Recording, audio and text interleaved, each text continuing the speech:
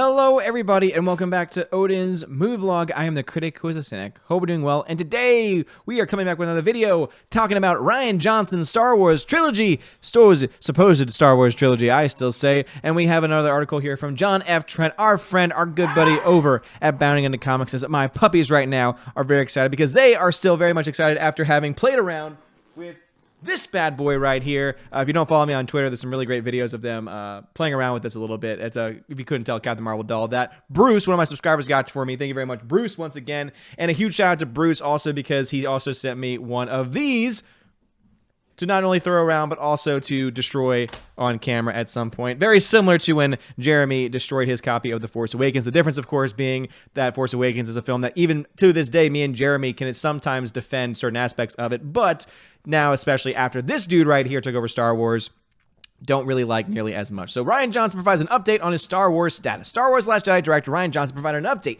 on his Star Wars status. He spoke with Uproxx while promoting his film Knives Out, which we'll get to in a second, and his status with Lucasfilm and Star Wars. Johnson stated, "I'm where I can't say anything about it, still completely in process with it." He would add, "It's just, I don't know, it's a process." Means it's a process.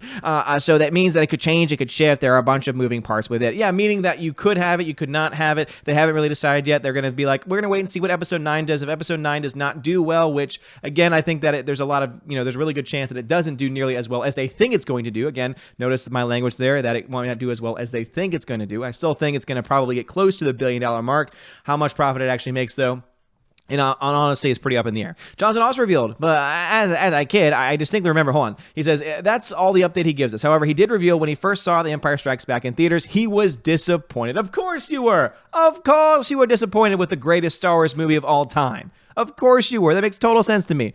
Johnson revealed, but as a kid, I still remember being disappointed by The Empire Strikes Back. Johnson would go on to admit Empire was the first Star Wars film he saw and would eventually become his favorite. I think my dad took me when I was really young to go see A New Hope. Yeah, no, I remember, especially in the context of Return of the Jedi, which as a kid I adored. And so, yeah, of course, okay. So as a kid, he adored Return of the Jedi, probably because of the Ewoks, because he loved them. And so, yeah, I remember very vividly. But then Empire slowly became my favorite one. Look, man, same about you. We were in our 20s when the prequels came out. He would then praise the passion of Star Wars fans, whether that passion expressed through anger or positive. I think that anything with a passionate following always has a passionate following, and Star Wars is that even more so. You can't be angry at one side when it's also the reason the positive is so passionate. It's all part of the same thing. And it was always like the basic thing. That's why I love it. Oh, you love it, Rian Johnson, do you, man?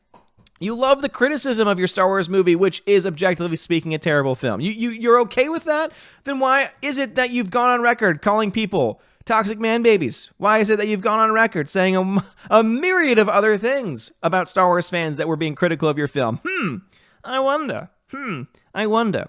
I love that, you're going to have John F. Trent here, who's going to destroy him in a second. Rumors have swirled around Rian Johnson but whether or not the announced trilogy will actually take place given the fan feedback towards The Last Jedi and the ensuing box office bomb of Solo Star Wars story. It's a very great point. Johnson's comments do nothing to really address those rumors, as he indicates there are a bunch of moving parts and it could change, it could shift, which it probably will. Not only are rumors swirling around Johnson in the announced trilogy, but the director has notoriously gone after the fans he's now praising for being passionate. Thank you, John F. Trent.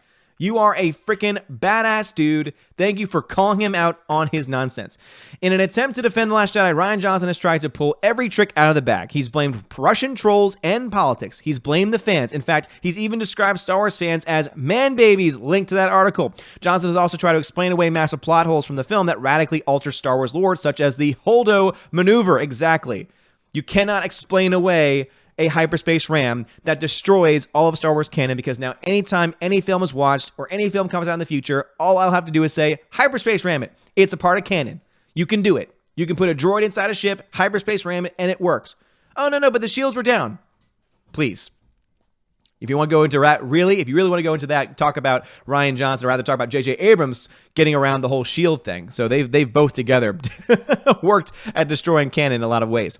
It's interesting that Johnson appears to be changing his tact and tone as Disney gears up to release The Rise of Skywalker. Could it be possible Disney and Lucasfilm don't want him to gin up any more negative controversies as they try and sell the public on Rise of Skywalker? What do you think of Johnson's comments? Again, I honestly think that it could be that.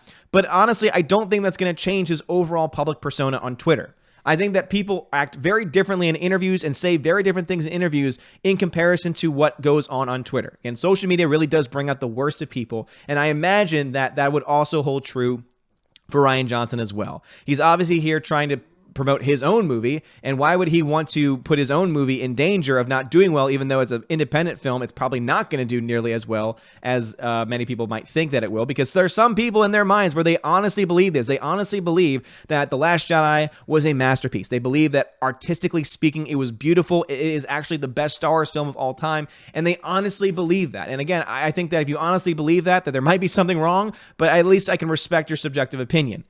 However, it's a subjective opinion.